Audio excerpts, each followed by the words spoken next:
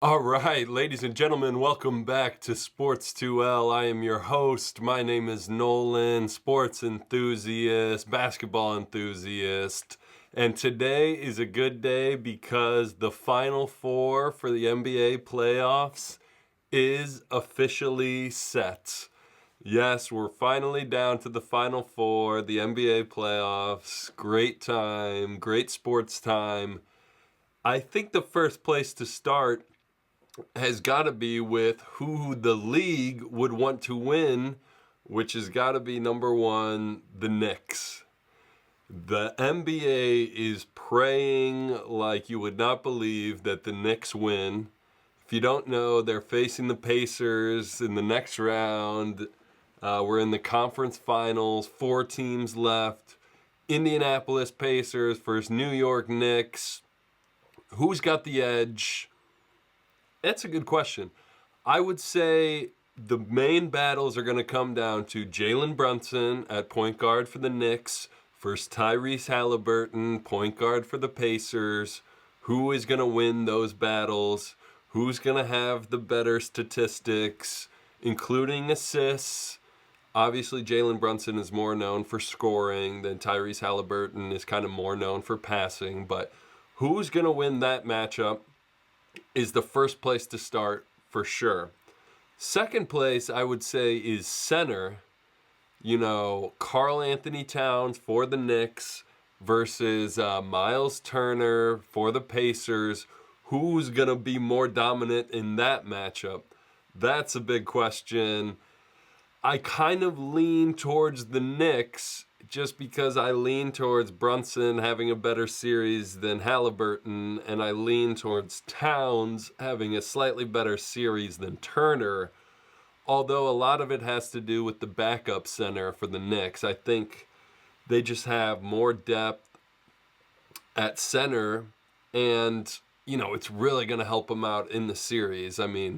But as I said in the beginning, I think the obvious place to start is the magic of MSG, Madison Square Garden, but also the NBA wants the Knicks to win this badly. The only large market left in the playoffs. I think they've got the edge. For me personally, I'm going to take Knicks in 7, 6 or 7. I think it's a long series, but it's gonna be a close one. I think I give the edge to the Knicks. Also, you got to look at coaching. Thibodeau is a defensive mastermind, and that's kind of what the Knicks have been. They're gonna play, all out on defense. They're really long and athletic. I think Carlisle is more of an offensive guru who's the head coach for the Pacers. So it's going to be an interesting battle, different styles, offense versus defense. I think where the Pacers might have the edge is the Knicks on the wings have more length. But I think at the wing position, the Pacers probably have more quickness. And this plays into what Carlisle wants to do: run and gun, get Tyrese the ball, get out in transition, run up, try and get the score in the hundreds, the 120s. That's how the Pacers want to play. And I think they're going to have a shot against the Knicks for sure. I'm thinking it's going to be a long series, but for the love of the league, they're praying for this. I think the Knicks do make it to the finals. That's my prediction I'm putting out here. And in the other game, the other side, the Western Conference Finals, you've got the Timberwolves first, the top dog. Everyone's picked now, Oklahoma City Thunder. They came off a 7-game series against the Denver Nuggets, and, people are saying that's actually probably good for them. They went 7, they got tested, and they overcame that. But I kind of tend to agree that Oklahoma City looks better, stronger, faster than the Timberwolves right now. Shai Gilgeous-Alexander is their best player. The rest of the guys have just been playing, okay. It's kind of like the depth of Oklahoma City has been incredible. They've got so many guys that they can run at you. Of course, the Timberwolves, another small market. OKC, a small market. I think the league doesn't have, too much of a say in this one. They don't care who advances that much, but I think it'll be the Thunder. I think in this one it's going to be a matchup of guard play versus bigs. The Timberwolves have Rudy Gobert and Naz Reid, and they still tend to play pretty big lineups.